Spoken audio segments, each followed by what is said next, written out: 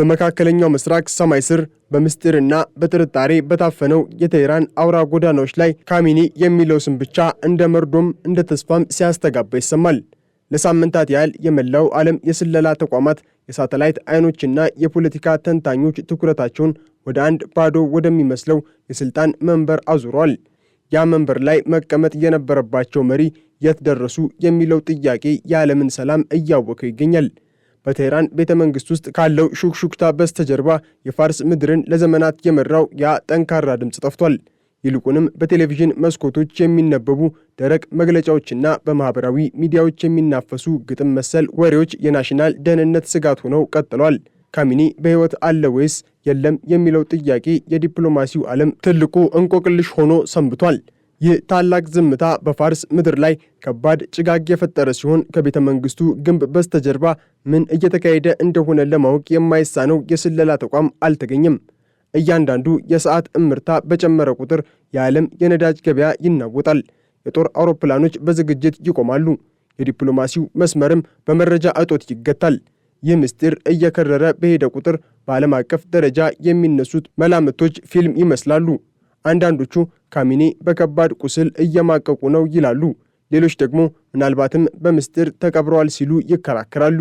በቴህራን ጎዳናዎች ላይ የሚታዩት ወታደራዊ እንቅስቃሴዎችና የደህንነት ጥበቃው ጥብቅ መሆን የሆነ ያልተነገረ እውነት መኖሩን ያመለክታል። የዓለም የመገናኛ ብዙሃን የካርቶን አያቶላህ የሚል ስያሜ እስኪሰጧቸው ድረስ የመሪው በአካል አለመታየት የኢራንን መንግስት መረጋጋት አደጋ ላይ ጥሎታል። አሜሪካና እስራኤል በከፍተኛ ጥንቃቄ የሚከታተሉት ይህ ጉዳይ የመካከለኛው ምስራቅን የኃይል ሚዛን ሊቀይር የሚችል ግዙፍ ክስተት መሆኑ አይካድም። እያንዳንዱ ደቂቃ ባለፈ ቁጥር የካሚኒ ዝምታ በቴህራን ሰማይ ላይ እንደ ጥቁር ደመናን እያጠላ የዓለምን መሪዎች እንቅልፍ እየነሳ ይገኛል። ሪፖርቶች እንደሚጠቁሙት በሀገሪቱ ታሪክ ታይቶ በማይታወቅ ሁኔታ የበላይ መሪው በታላቁ የፋርስ አዲስ ዓመት ወይንም ኖሩዝ በዓል ላይ እንኳን ሳይታዩ ቀርተዋል። ይህ ደግሞ በህዝቡ ዘንድ ትልቅ ድንጋጤን የፈጠረ ሲሆን በሺዎች የሚቆጠሩ የኢንተርኔት ተጠቃሚዎች መሪያቸውን በፎቶሾፕና በአርቲፊሻል ኢንተለጀንስ እየተሳሉ እንደሆነ በመግለጽ ጥርጣሬያቸውን እየገለጹ ይገኛሉ።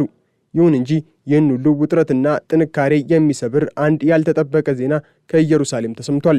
የእስራኤሉ ጠቅላይ ሚኒስትር ቤንያሚን ኔታንያሁ ለታዋቂው የሲቢኤስ በሰጡት ቃለ ምልልስ የዓለምን ትኩረት የሳበውን የምስጢር ቁልፍ ይፋ አድርገዋል። ኔታንያሁ እንደገለጹት የቀድሞ የኢራን የበላይ መሪ አያቶላ አሊ ካሚኒ በየካቲት ወር መገባደጃ ላይ በተሰነዘረባቸው የአሜሪካና የእስራኤል ጥምር የአየር ጥቃት መገደላቸውን ተከትሎ የስልጣኑን በችኮላ የተረከቡት ልጃቸው ሞጅታባ ካሚኒ ነገር ግን ይህ በሕይወት መኖር እንደ ድሮ በሙሉ ስልጣንና በታላቅ ግርማ መሆኑ ቀርቶ በሆነ ምስጢራዊ ዋሻ ወይንም ጥልቅ መደበቂያ ውስጥ ሆኖ ለህልውና ከመታገል ጋር የተያያዘ መሆኑን ኔታንያሁ አረጋግጠዋል። ሞጅታባ ካሚኒ የአባታቸውን መንበር ለመረከብ በታጩ በጥቂት ቀናት ውስጥ የደረሰባቸው ጉዳትና የገጠማቸው የደህንነት ስጋት አዲሱን መሪ ከዓለም የተገለሉ እስረኛ አስመስሏቸዋል።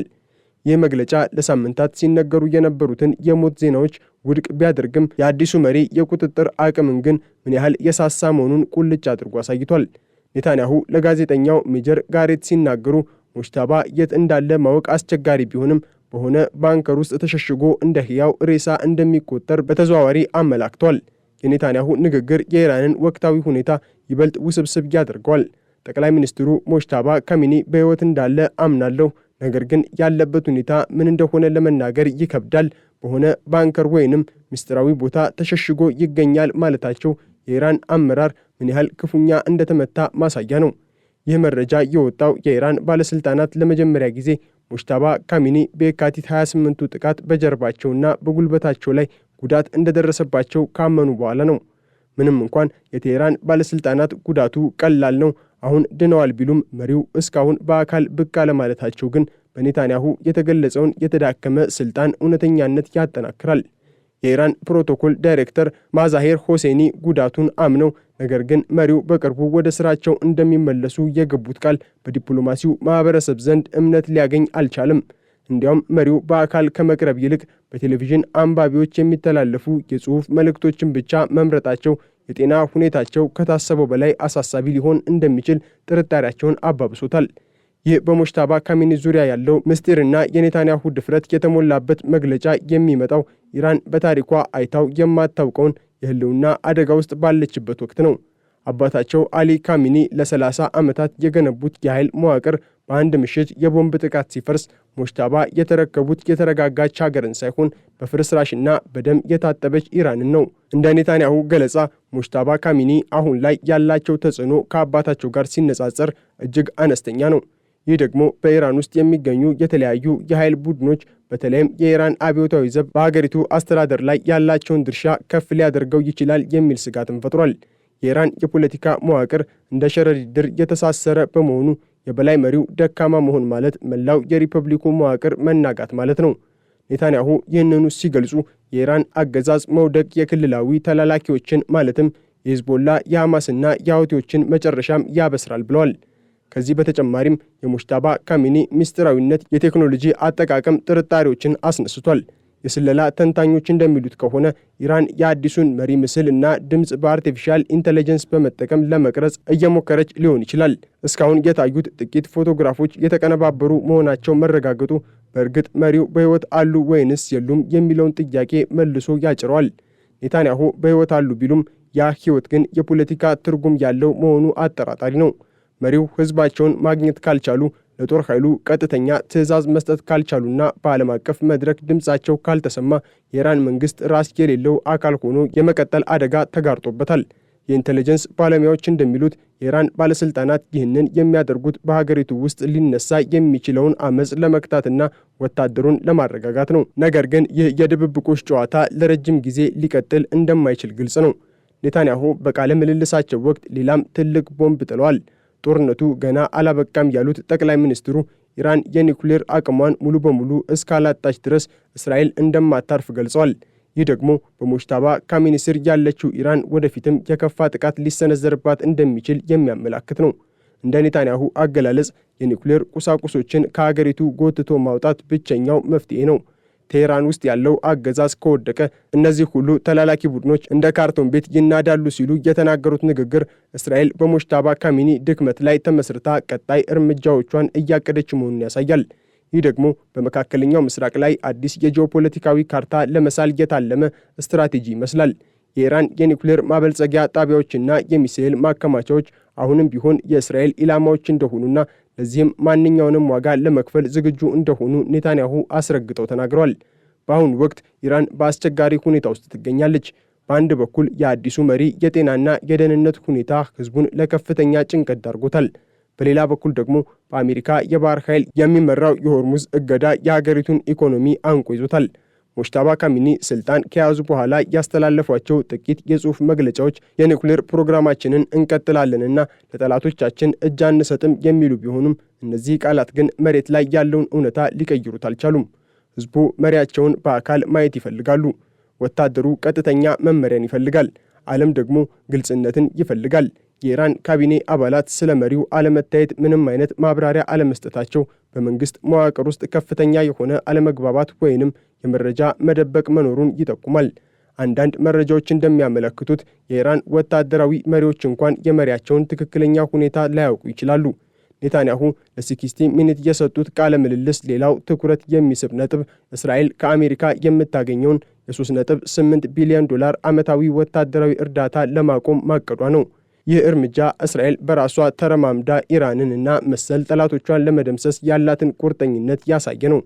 ራሳችንን መቻል ያለብን ጊዜው አሁን ነው ያሉት ኔታንያሁ ከጥቅምት 7ቱ ጥቃት በኋላ እስራኤል ወደ አዲስ ስትራቴጂካዊ ምዕራፍ መሸጋገሯን አረጋግጧል። ይህ ስትራቴጂ ደግሞ ሙጅተባ ካሚኒን የመሰሉ በዋሻ ውስጥ የተደበቁ መሪዎችን እያሳደዱ ህልውናቸውን ማክተም ነው። ይህ የኔታንያሁ መንግስት አዲስ አቋም በአሜሪካ የፖለቲካ ክበቦች ውስጥም ትልቅ መነጋገሪያ ሆኗል። እስራኤል በራሷ አቅም የኒውክሌር ስጋትን ለማስወገድ የምታደርገው ጥረት ቀጠናውን ወደማይቀለበስ ጦርነት ሊያስገባው ይችላል የሚሉ ስጋቶች ቢኖሩም ኔታንያሁ ግን በእኔ ዘመን የእስራኤል ደህንነት ይረጋገጣል በማለት ቃል ገብተዋል። የሙጅተባ ካሚኒ መደበቅና የኔታንያሁ በሕይወት አሉ ነገር ግን ተዳክመዋል የሚለው ምስክርነት በመካከለኛው ምስራቅ ወደ አዲስ የለውጥ ማዕበል እየገባ መሆኑን ያበስራል። ኢራን የመሪዋን ደህንነት ለመጠበቅ ስትል ራሷን ከዓለም አቀፍ እይታ በሰወረችበት በዚህ ወቅት ተቃዋሚዎቿ ግን ይህ አጋጣሚ ተጠቅመው የሀገሪቱን የጥቅም መዋቅር እያፈራረሱ ይገኛሉ። የሙጅተባ ካቢኔ የጤና ሁኔታና የስልጣን ቁጥጥር የኢራን ብቻ ሳይሆን የመላው ዓለም የጸጥታ ጉዳይ ሆኖ ይቀጥላል።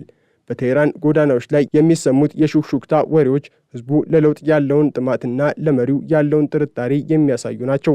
የካርቶን አያቶላ የሚለው ስላቅ በታላቁ የኢራን አብዮት ላይ የተሰነዘረ ትልቅ የሞራል ጥቃት ነው።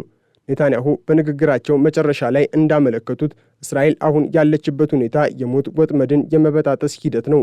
ኢራን በአባታቸው አያቶላ አሊ ካሚኒ ዘመን የገነባቸው የጥፋት መረብ በልጃቸው ሞጅታባ ዘመን እየፈረሰ መሆኑን ገልጸዋል።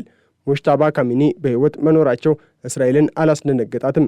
ይልቁንም መሪው ተደብቀው መኖራቸው የአገዛዙን ውድቀት የሚያፋጥን እንደሆነ ተቆጥሯል። የምንዋጋው ለ3500 ዓመታት ታሪካችን ነው ያሉት ጠቅላይ ሚኒስትሩ በቴህራን ላይ የሚሰነዘረው ጥቃት ርኅራኄ የሌለው እንደሚሆን አስገንዝበዋል። ይህ ደግሞ በኢራን አመራር ውስጥ ትልቅ መደናገጥን መፍጠሩ አይቀርም። በአሁኑ ሰዓት በዓለም ዙሪያ የሚገኙ የፖለቲካ ተንታኞች የሚጠይቁት አንድ ነገር ብቻ ነው። ሞጅታባ ካሚኒ መቼ ነው በአካል ቀርበው ንግግር የሚያደርጉት የሚለውን ነው። ይህ ካልሆነ ግን ኔታንያሁ የሰጡት ምስክርነት እንደ እውነት ተወስዶ ኢራን የመሪ ያለህ እያለች የምትቃትት ሀገር ሆና ትቀጥላለች።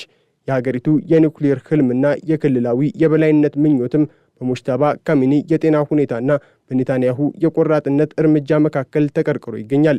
ይህ ታሪካዊ ፍጥጫ በመካከለኛው ምስራቅ ላይ የሚያሳርፈው ጠባሳ ለብዙ ዓመታት የሚቆይ ሲሆን የካሚኒ ቤተሰብ ስርወ መንግስትም ለከባድ ፈተና ተጋርጧል።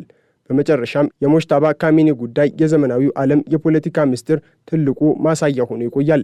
አንድ መሪ በህይወት እያለ ነገር ግን እንደሌለ ተቆጥሮ ስልጣኑን በምስጢር ባንከር ውስጥ ሆኖ ለመምራት መሞከሩ የኢራንን አገዛዝ ምን ያህል ተስፋ አስቆራጭ ሁኔታ ውስጥ እንደወደቀ ያሳያል። ኔታንያሁ ይህንን እውነት ለዓለም በማጋለጥ በቴህራንና በኢየሩሳሌም መካከል ያለውን የኃይል ሚዛን ወደ እስራኤል እንዲያዘነብል አድርገውታል። ዓለም አሁንም ትኩረቱን ወደ ቴህራን አድርጎ ከነዚያ ዝግ በሮች በስተጀርባ የሚወጣውን የመጨረሻ እውነት ይጠባበቃል። የሞጅታባ ካሚኒ እጣፈንታ የኢራን እጣፈንታ ነው። የኔታንያሁ ቃል ደግሞ የዚህን እጣፈንታ አቅጣጫ የሚወስን የጦር መሳሪያ ሆኗል። የመካከለኛው ምስራቅ ቀውስ አዲስ ምዕራፍ እየተከፈተ ባለበት በዚህ ወቅት የኢራን ህዝብም በከፍተኛ ስጋት ውስጥ ይገኛል።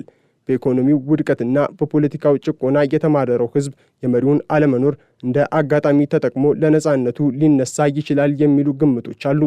ኔታንያሁ ይህንኑ ተረድተው ይመስላል የአገዛዙን መዳከም ደጋግመው የገለጹት። ሞጅታባ ካሚኒ በሕይወት መኖራቸው ብቻውን ለኢራን ዋስትና ሊሆን አይችልም። ህልውናቸው በጥርጣሬ የተከበበና ስልጣናቸው በባንከር የተገደበ መሪ ሀገርን ከውጭ ጥቃትና ከውስጥ አመፅ ሊታደግ አይችልም። ይህም በታሪክ ታይቶ የማይታወቅ የኃይል ክፍተትን ፈጥሯል። የዓለም መሪዎች በዚህ ጉዳይ ላይ ያላቸው አቋም የተከፋፈለ ነው። አንዳንዶቹ በኔታንያሁ መግለጫ ላይ ጥንቃቄ ሲያደርጉ፣ ሌሎች ደግሞ የኢራንን ግልጽነት እጦት ኮንነዋል። የሞጅታባ ካሚኒ ጉዳይ በዲፕሎማሲያዊ መድረክ ላይም ትልቅ ጫናም ፈጥሯል። በተለይም ከኢራን ጋር የቅርብ ግንኙነት ያላቸው ሀገራት ከአዲሱ መሪ ጋር እንዴት ግንኙነት ማድረግ እንዳለባቸው ግራ ገብቷቸዋል። በጽሑፍ መልእክት ብቻ ሀገርን መምራት በ21ኛው ክፍለ ዘመን የማይታሰብ በመሆኑ የኢራን ዲፕሎማሲያዊ ግንኙነትም በከፍተኛ ሁኔታ ተጎድቷል። የሞጅታባ ካሚኒ ምስጢራዊነትና የኔታንያሁ ድፍረት የተሞላበት መግለጫ በመካከለኛው ምስራቅ ላይ አዲስ የፖለቲካ ድራማን ፈጥሯል። ይህ ድራማ ደግሞ በፍጥነት ወደ ፍጻሜው እየተቃረበ ይመስላል። የኢራን አገዛዝ እውነቱን ለሕዝቡና ለዓለም ይፋ ለማድረግ የሚገደድበት ጊዜ ሩቅ አይደለም። እስከዚያው ግን ካሚኒ የታለ የሚለው ጥያቄ በቴህራን ሰማይ ላይ እንደ ነጎድጓድ ሲያስተጋባ ይኖራል። ኔታንያሁ የሰጡት ምስክርነት ደግሞ የዚህን ነጎድጓድ ትክክለኛ ምንጭ ለዓለም ያሳወቀ ብርሃን ሆኖ ተመዝግቧል። የኢራን አመራር አሁን ያለበት ሁኔታ በመቃብርና በቤተ መንግሥት መካከል ያለ ይመስላል። የሞጅታባ ካሚኒ በሕይወት ቢኖሩም ሕይወታቸው ግን ከአገዛዙ ህልውና ጋር ተቆራኝቶ በሞት አፋፍ ላይ ይገኛል። ኔታንያሁ ይህንኑ እውነት በመናገር የኢራንን መንፈሳዊና ፖለቲካዊ መዋቅር ክፉኛ መተውታል። የቀጣዩ ሳምንታት ክስተቶች የዚህን ታላቅ እንቆቅልሽ ፍጻሜ ሊያሳዩን ይችላሉ። የፋርስ ምድር አሁንም በዝምታ ውስጥ ናት። ነገር ግን ይህ ዝምታ ከማዕበል በፊት ያለ ጸጥታ እንደሆነ ሁሉም የሚስማማበት ነው። በዚህ ሁሉ ትርምስ ውስጥ ግን አንድ እውነት በግልጽ ይታያል። ይህም የኢራን የቆየው የፖለቲካ ስርዓት ከመሰረቱ እየተናወጠ መሆኑን ነው። ሞጅታባ ካሚኒ አባታቸው የነበራቸውን ካሪዝማና ተቀባይነት ለማግኘት ይቅርና ራሳቸውን ለሕዝብ ለማሳየት እንኳን ብቃት እያጡ ነው። ኔታንያሁ ይህንን አጋጣሚ ተጠቅመው ኢራንን ከኒውክሌርና ከሽብር የማጽዳት ስራቸውን እንደሚቀጥሉ ቃል መግባታቸው የቀጠናውን ፖለቲካ ይበልጥ እንዲፋፋም አድርጎታል። የሞጅታባ ካሚኒ በሕይወት መኖር ለአገዛዙ ጊዜያዊ ማደንዘዣ ቢሆንም ዘላቂ መፍትሄ ግን ሊሆን አይችልም። በቴህራን ቤተ መንግስት ውስጥ ያለው የመብራት ጭልጭልታ የአንድን ታላቅ ስርወ መንግስት ማክተሚያ ሊሆን ይችላል። ኔታንያሁ በንግግራቸው ላይ እንደገለጹት ኢራን እንደ ድሮዋ አትሆንም። ይህ ትንቢት ይፈጸም ወይንም አይፈጸም የሚያሳየው ጊዜ ቢሆንም አሁን ግን መላው ዓለም በጉጉት የሚጠብቀው የሙጅተባ ካሚኒን በአካል መታየት ነው። ያ ቀን ሲመጣ ወይንም ደግሞ መሪው ጨርሶ እንደማይታዩ ሲረጋገጥ የመካከለኛው ምስራቅ ታሪክ አዲስ ምዕራፍን ይጽፋል። እስከዚያው ግን የኔታንያሁ ቃል በአየር ላይ እንደ ሰይፍ ተንጠልጥሎ ይቆያል።